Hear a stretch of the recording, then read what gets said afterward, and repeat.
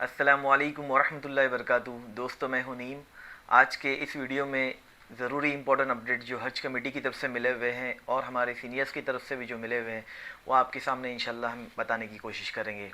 दोस्तों, हज ये आप हज कमेटी की तरफ से ज़िंदगी में एक ही मरतबा कर सकते हैं।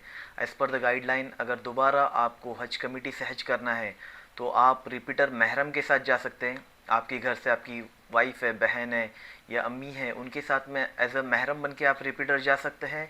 वरना अगर 65 प्लस वाली कैटेगरी है उनके साथ में आप रिपीटर बन के जा सकते हैं। इसके अलावा रिपीटर के लिए दूसरा कोई ऑप्शन नहीं है।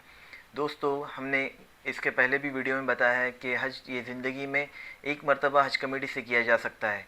तो कई सारे साथियों ने सवाल किया था कि हमने 2004 में हज किया है और हमने इस बार दोबारा फॉर्म भरा है, और एक दो साथी का सवाल था कि मैंने 2012 में किया है, एक ने पूछा मैं 2009 में किया, हमारा पासपोर्ट भी बदल चुका है।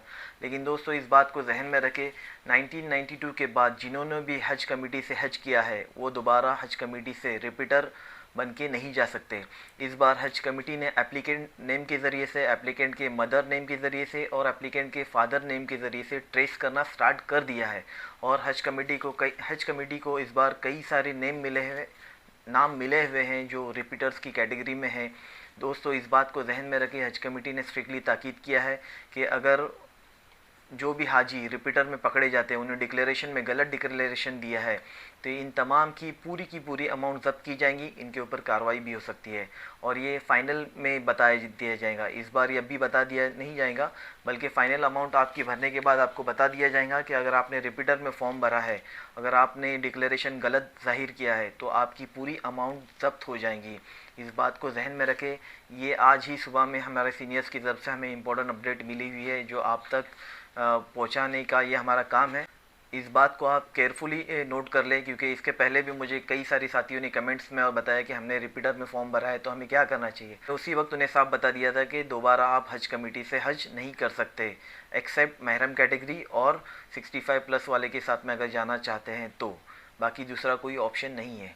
साथियों, दूसरी एक जो बड़ी खबर है वो है पेमेंट के ताल्लुक से।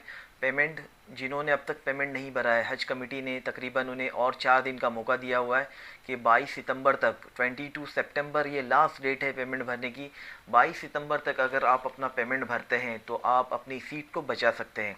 अगर 22 सितंबर के बाद अगर 22 सितंबर तक आपने अपना पेमेंट नहीं भरा तो ऑटोमेटिकली आपकी सीट कैंसिल हो जाएंगी। ऑलरेडी कैंसिलेशन का प्रोसेस स्टार्ट हो चुका है। हम आपसे रिक्वेस्ट करते हैं कि अगर आपने पेमेंट नहीं भरा है तो 22 तारीख ये आखिरी मौका आपको हज कमेटी ने दिया हुआ है। इसके बाद कोई मौका नहीं दिया जाएगा, बल्कि 22 सितंबर तक जिनका पेमेंट आएगा उनकी सीट बाकी रहेंगी, और 22 सितंबर के बाद जिनके अकाउंट में पैसा नहीं होगा उनकी सीट ऑटोमेटिकली कैंसिल कर दी जाएंगी।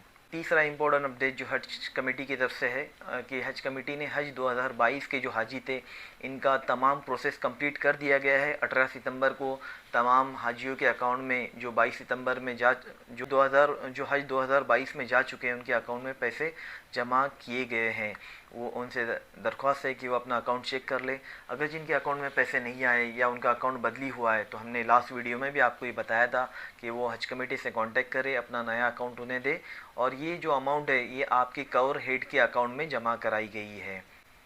दोस्तों, साथ ही साथ कई सारे साथियों की तरफ से सवालात किए जा रहे हैं वेटिंग लिस्ट के बारे में।